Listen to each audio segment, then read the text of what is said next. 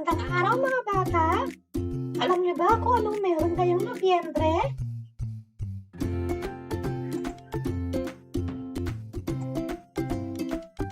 Ngayong Nobyembre, pinagdiriwang ang pambansang buwan ng mga bata.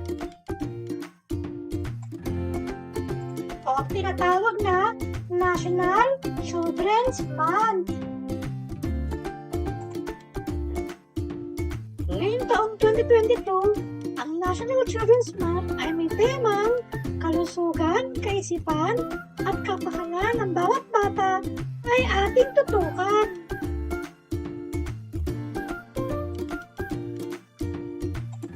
Ngayon mga bata, ibabahagi ko sa inyo kung paano nagsimula ang pagdiriwang ng pambansang buwan ng mga bata.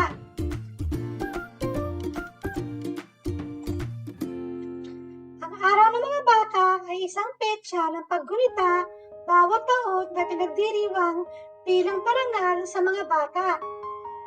Noong 1925, ang pangdaigdigang araw ng mga bata ay unang ipinahayag sa Geneva, Switzerland sa panahon ng World Conference on Child Welfare. Mula noong 1950, ipinagdiriwang na ito tuwing June 1. Sa kasalukuyan, pinagdiriwang ang araw ng mga bata sa iba't ibang bansa tuwing November 20 upang gunitain ang pagdeklara ng mga karapatan ng bata ng UN General Assembly noong November 20, 1959. Sa ating bansa, idineklara ng Batas Republika bilang 10061 ang buwan ng Nobyembre bilang buwan ng mga bata o National Children's Month bilang paggunita sa pag-adopt ng kumbensyon tungkol sa mga karapatan ng bata ng pangkahalatang asembleya ng United Nations noong November 20, 1989.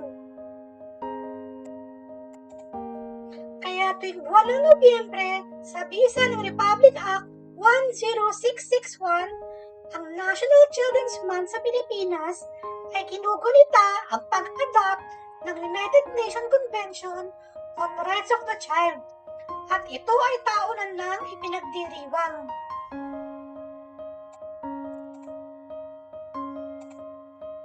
Ano ang layunin ng National Children's Month? Ang National Children's Month ay may layunin ipaalam sa bawat mamamayang Pilipino ang mga karapatan at kahalagahan ng mga bata sa ating lipunan. Ating kilalanin ang kanilang ambag sa lipunan at siguruhing maging maayos ang kanilang kinabukasan. Ngayon mga bata, alamin natin ang ating mga karapatan. Narito ang karapatang pambata. Ano ang karapatan? Ang karapatan ay batayan ng karapat-dapat na kalayaan para sa lahat ng tao, anumang edad, lahi, kulay, kasarian, wika, relihiyon, paniniwalang politikal, nasyonal, o panlipunang pinanggalingan. Kahit ano man ang mangyari, hindi maaaring tanggalin o kuhanin mula sa iyo ang iyong karapatan.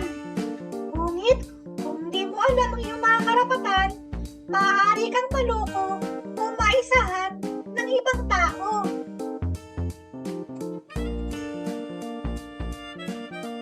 Bakit mahalaga na malaman mo ang iyong mga karapatan? Bakit mahalaga ang karapatang pambata?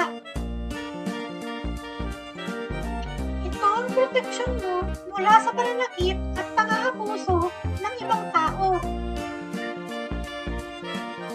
Ito ang proteksyon mo sa panahon ng giyera at sakuna. Ito ang nagsisilbing gabay mo sa araw-araw at sa pagmatagalang panahon. Ito ang tumutugon makatulong sa mga pangangailangan mo bilang isang bata. Mga karapatang pambata. Una, maisilang at magkaroon ng pangalan at nasyonalidad.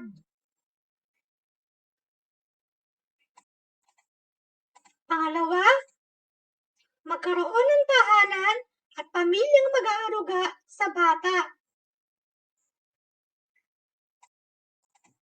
Pangatlo, manirahan sa payapa at tahimik na lugar. Pang-apat, magkaroon ng sapat na pagkain, malusog at aktibong katawan. Pang-lima, mabigyan ng sapat na edukasyon. Pang-anim, mapaunlad ang kakayahan ng bata. Pang-pito, mabigyan ng pagkakataong makapaglaro at makapaglibang.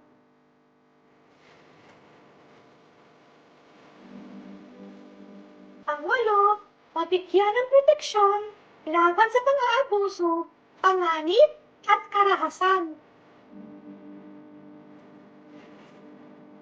Pang-siyam, may pagtanggol at matulungan ng pamahalaan. At pang-huli, makapagpahayag ng sariling pananaw.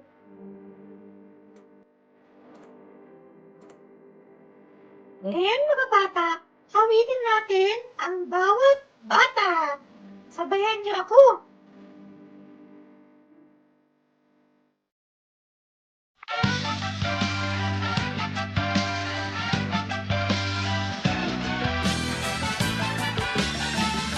Ang bawat bata sa ating mundo ay may pangalan, may karapatan, tumatanda ngunit bata pa rin. Ang bawat tao sa ating mundo, hayaan mong maglaro ang bata sa araw. Kapag umulan na may magtatampisaw, mahirap man o may kaya, maputi kayo manggi, at kahit anong mang-uri ka pa, sa'yo mundo pagbata ka. Ang bawat bata sa ating mundo ay may pangalan, may karapatan, tumatanda ngunit bata pa rin. Ang bawat tao sa ating mundo,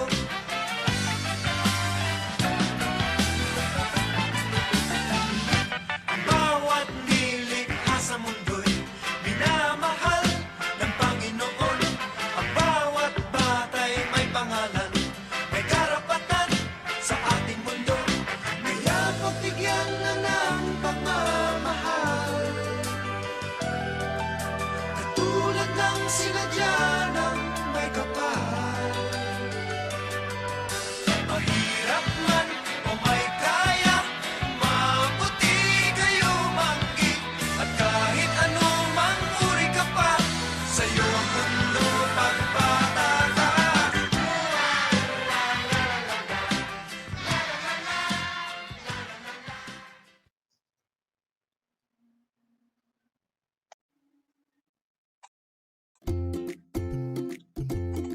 Yan mga bata.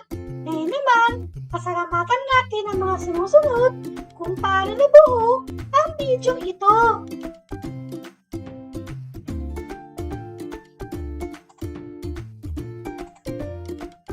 Maraming salamat kay Miss Angela Estrella sa pag-post ng video sa YouTube ng awiting bawat bata ng Apo Hiking Society.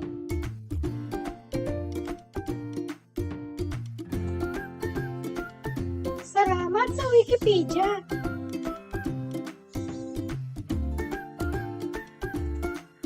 Salamat sa Save the Children. Salamat sa Department of Health. din sa Department of Social Welfare and Development. Siyempre, maraming salamat sa Department of Education.